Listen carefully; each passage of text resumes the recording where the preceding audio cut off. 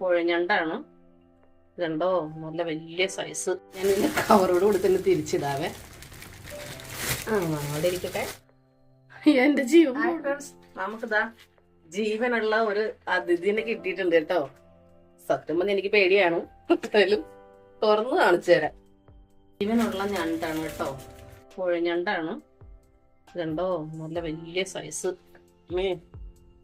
ഞാൻ ഇതിന്റെ കവറോട് കൂടി തന്നെ തിരിച്ചിടാവേ. അവിടെ ഇരിക്കട്ടെ.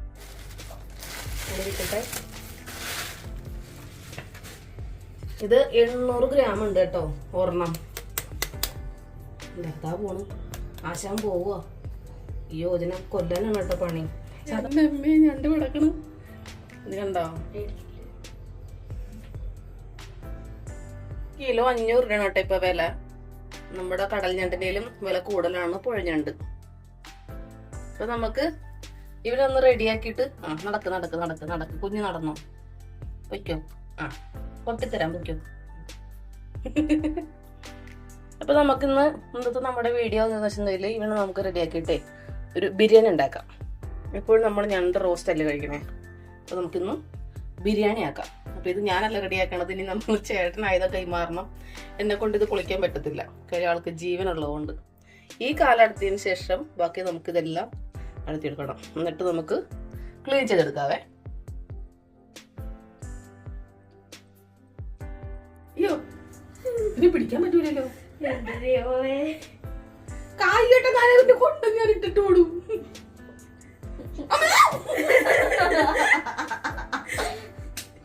ഞാൻ ഇങ്ങനെ പിടിച്ചോ. അപ്പൊ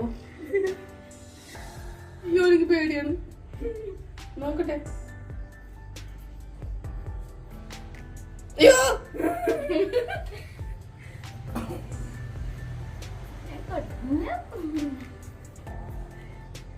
അപ്പൊ നമ്മുടെ വലിയ ഞണ്ടാണ്. എന്നുവെച്ചാൽ നമുക്കൊരു ബിരിയാണി ഉണ്ടാക്കാം. അപ്പൊ നമുക്ക് പിന്നെ റെഡിയാക്കി എടുക്കാം കേട്ടോ. എന്റെ ജീവൻ പോണ്ട്.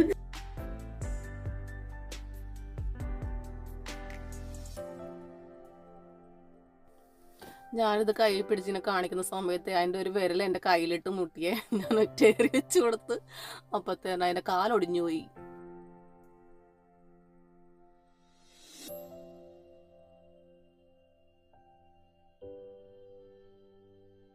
നമ്മൾ കാലൊക്കെ വിടിയിച്ചിട്ടുണ്ട്. അതിന് കുഞ്ഞു കൈകൾ വിടിയിക്കുവാണേ.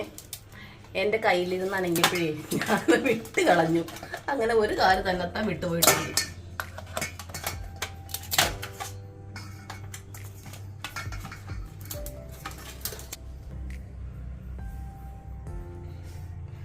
നമ്മളിതേ കാലൊക്കെ വിടിയിച്ച് കേട്ടോ. കാല് വിടിയിച്ചിട്ട് മാൾ അനങ്ങിക്കൊണ്ടിരിക്കുകയാണ്. പിന്നെ നമുക്കിത് തൊണ്ടൊക്കെ കളഞ്ഞ് റെഡിയാക്കി എടുക്കാം.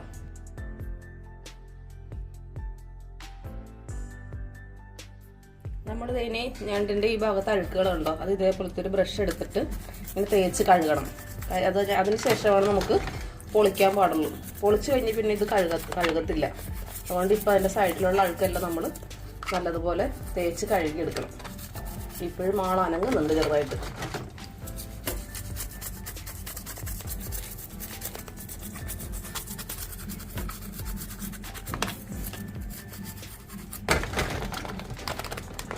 നമുക്ക് ഇത് പൊളിക്കണം കേട്ടോ. ഇത് പൊളിച്ചിട്ട് അവിടെയും കൂടെ കഴുകി പോകണം.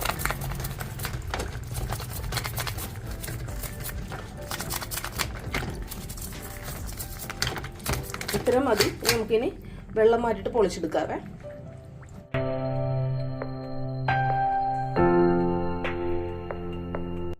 നമ്മൾ തൊണ്ട് പൊളിക്കുകയാണ് അതിൻ്റെ.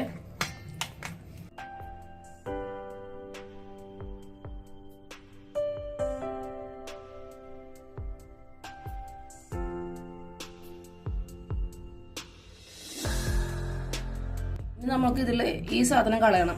ഈ സാധനം കളഞ്ഞിട്ട് ഇതും കളയണം.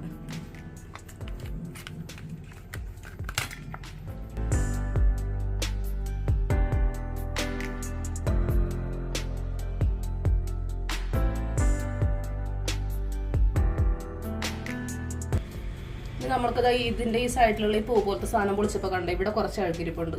അത്രയും ഭാഗം നമുക്കൊന്ന് ബ്രഷ് കൊണ്ട് വരച്ചിട്ട് ഇതിന്റെ അകത്തോട്ട് വെള്ളം കയറാത്ത രീതിയിൽ ഇത്രയും ഭാഗം മാത്രം രണ്ട് സൈഡൊന്ന് കഴുകിയെടുക്കാവേ. നമുക്കത് 4 പീസാക്കി മുറിച്ചെടുക്കാവേ.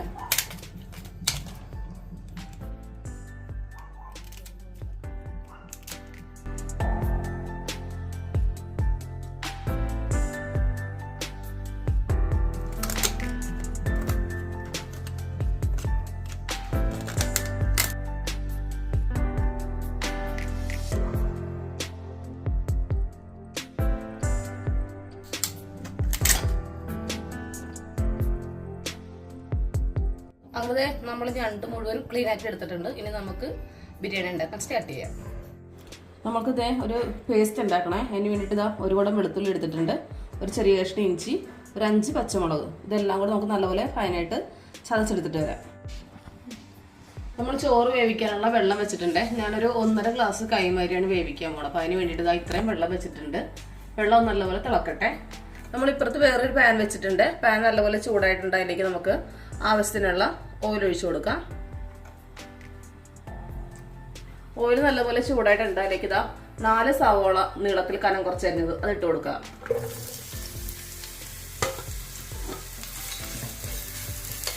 സവോള നല്ലപോലെ ബ്രൗൺ കളർ ആകുന്നത് വരെ നമുക്ക് വഴറ്റിയെടുക്കാവേ. അരി വേവിക്കാൻ വെച്ച വെള്ളം തിളക്കാറായി വരുന്നുണ്ട്. അതിലേക്ക് ഇതാ ഒരു 4 ഏലക്കായ, 2 പീസ് തക്കോലത്തിൻ്റെ പീസ്, 3-4 ഗ്രാമ്പു, ഒരു 2-3 കുരുമുളക്, 4 പീസ് കറുവപ്പട്ട. ഇത് നമുക്ക് ഈ വെള്ളത്തിലേക്ക് ഇട്ട് കൊടുക്കാം. നല്ലോണം തിളക്കട്ടെ. ഇനി ഇവിടെ അരിയുടെ വെള്ളം തിളച്ചിട്ടുണ്ട്. ഇനി അതിലേക്ക് കഴുകി വാരി വെച്ച അരി ഇട്ട് കൊടുക്കാം. കൈമരിയാണ് എടുത്തിരിക്കണത്. ഞാൻ 1.5 ഗ്ലാസ് അരി എടുത്തിട്ടുള്ളേ.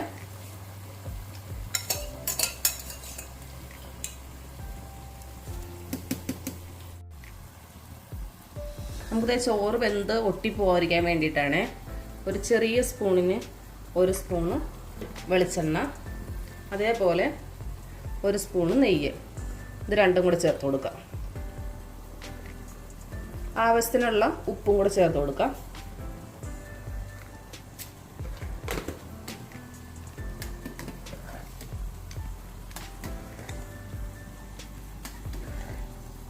ഇവിടെ അരി നല്ലപോലെ തിളക്കുന്നുണ്ട്. പെട്ടെന്ന് വേഗം വെന്ത് പോവാതെ നോക്കിയും വേണം. സവോള നല്ലപോലെ വഴന്നു വന്നിട്ടുണ്ട്. ഞണ്ടിൻ്റെ മസാല ഉണ്ടാക്കുമ്പോഴത്തേന് ഏറ്റവും ഇമ്പോർട്ടൻ്റ് കാര്യമാണ് നമ്മുടെ സവോള നല്ലപോലെ വഴന്നു വരണം. എന്നാലാണ് ഞണ്ട് മസാലയ്ക്ക് നല്ല ടേസ്റ്റ് കിട്ടുള്ളേ. ഇനി അതിലേക്ക് നമ്മൾ ആദ്യം എടുത്ത ഇഞ്ചിയും വെളുത്തുള്ളിയും പച്ചമുളകും കൂടെ ചതച്ചത് അത് ചേർത്ത് കൊടുക്കാം. അതുപോലെ സവോളയ്ക്ക് ഉപ്പ് ചേർത്തല്ല വഴറ്റിയത് കേട്ടോ. ഉപ്പ് ചേർത്ത് വഴറ്റുന്ന പെട്ടെന്ന് വഴന്ന് കിട്ടും. പക്ഷെ ആ ഒരു ടേസ്റ്റും ഉപ്പ് ചേർക്കാതെ നമ്മൾ ടൈം എടുത്ത് വഴറ്റുന്ന ടേസ്റ്റും രണ്ടും രണ്ടാണ്. അപ്പോൾ ഉപ്പ് ചേർക്കാതെ വഴറ്റണം. നമുക്ക് കുറച്ചും കൂടെ കഴിഞ്ഞിട്ട് ഉപ്പിടാം മസാലയ്ക്ക്.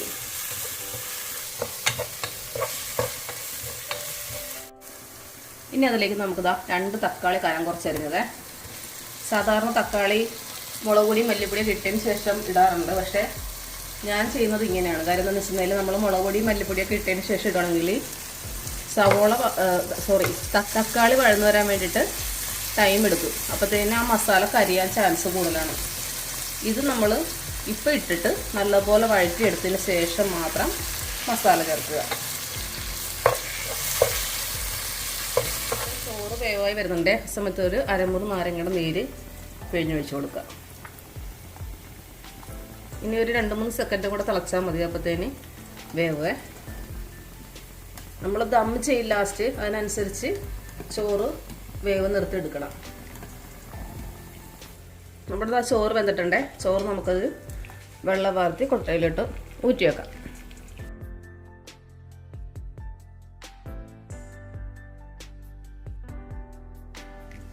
നമ്മുടെ മസാല നല്ലപോലെ വഴന്നിട്ടുണ്ട്. ഇനി അതിലേക്ക് മസാലയ്ക്ക് മാത്രം ആവശ്യമുള്ള ഉപ്പ്, അല്ലെങ്കിൽ 1/4 സ്പൂണ് മഞ്ഞൾപ്പൊടി,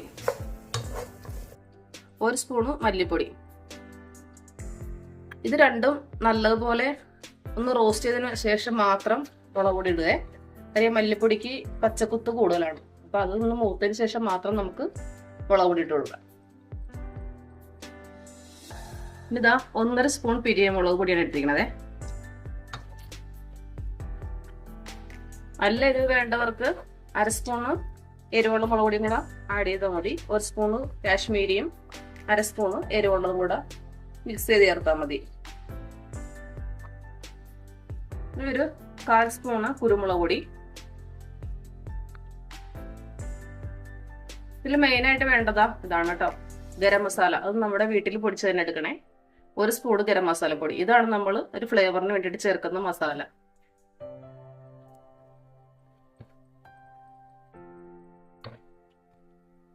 മസാലയുടെ എല്ലാം പച്ചമണം മാറിയിട്ടുണ്ട്. ഇനി ഇതാ അതിലേക്ക് 1 പീസ് കൊടംപുളിയാണേ. നമ്മൾ ചെമ്മിനായാലും ഞണ്ടായാലും വേവിക്കുമ്പോഴത്തേനും 1 പീസ് കൊടംപുളി ഇടുന്നത് നല്ലതാണ്. എന്നാല് വയറിന് ബുദ്ധിമുട്ടുകളൊന്നും വരാതിരിക്കാൻ വേണ്ടിയിട്ടാണ് അത് ഇടുന്നത്. ഇനി നമുക്കിതാ ഞണ്ടിട്ട് കൊടുക്കാം. ഇനി നമുക്ക് ഞണ്ടിന് ആവശ്യമുള്ള ഉപ്പിട്ട് കൊടുക്കാം. നമ്മൾ ആദ്യം മസാലക്ക് ഉപ്പിട്ടതാണ്, അതിനനുസരിച്ച് നോക്കിയിട്ട് ഇട്ടാൽ മതി. നമുക്ക് എല്ലാം കൂടെ ഒന്ന് മിക്സ് ചെയ്ത് കൊടുക്കാം.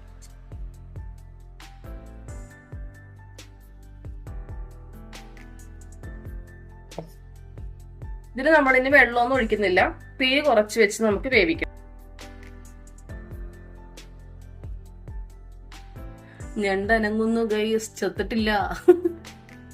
കടക്കാര് പറഞ്ഞത് ഞണ്ടിനെ നമ്മൾ കൊല്ലാൻ വേണ്ടിയിട്ട് 1/2 മണിക്കൂറോളം ഫ്രീസറിൽ വെക്കണം. ഫ്രീസറിൽ വെച്ച് കഴിഞ്ഞാൽ നമുക്ക് വേഗം ചത്ത് കിട്ടും. എന്നിട്ട് നമുക്ക് കൊന്നെടുക്കാന്ന് പറഞ്ഞു. ഇപ്പൊ നമുക്ക് ടൈം ഇല്ലായിരുന്നു, അതുകൊണ്ട്. പക്ഷെ ഇതിന്റെ കാലൊക്കെ തന്നെ ഒടിഞ്ഞു കിട്ടും. ഞാൻ എറിഞ്ഞു ഗൈസ്, എന്റെ കയ്യിലിരുന്ന് അനങ്ങി. അപ്പൊ ഞാൻ പേടിച്ചു പോയി.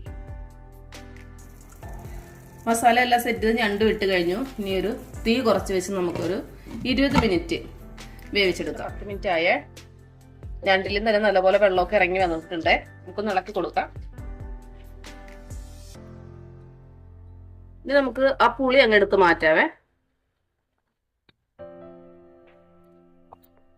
ഇത്ര മതി. നമുക്ക് തീ അങ്ങ് ഓഫ് ചെയ്യാം.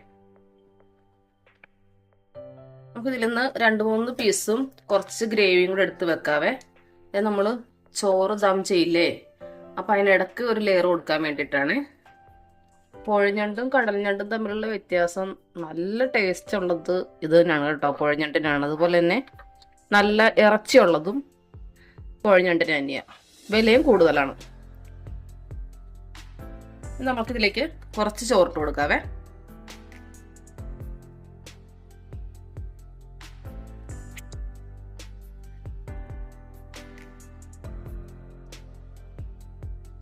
ഇനി അതിന്റെ മുകളിലേക്ക് നമ്മൾ മാറ്റി വെച്ച മസാല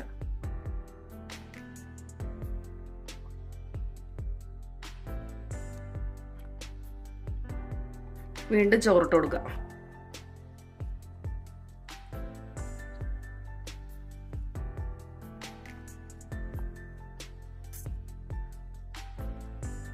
സവോളയും കാഷ്നട്ടും റൈസിൻസ് ഒക്കെ വറുത്ത് ഇടാൻ ഇഷ്ടമുള്ളവർക്ക് അങ്ങനെ ഇടാം കേട്ടോ. ഇവിടെ മക്കളൊന്നും കഴിക്കില്ല, അതുകൊണ്ട് ഞാൻ ആ ഒരു സ്റ്റെപ്പ് ഒഴിവാക്കിയിട്ടുണ്ട്.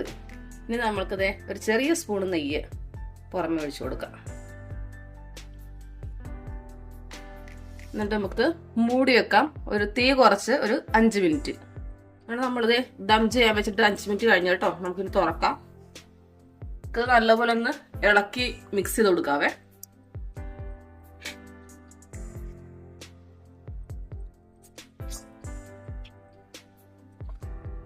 നല്ല ഒരു സ്മെല്ലാണ് കേട്ടോ. ആ ഞണ്ട് വെന്ത് കഴിയുമ്പോൾ ഒരു മണമില്ലേ, ആ ഒരു സ്മെല്ല് നല്ല.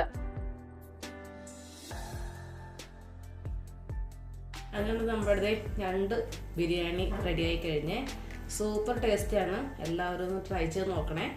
അടുത്ത വീഡിയോയിൽ നമുക്ക് വീണ്ടും കാണാം.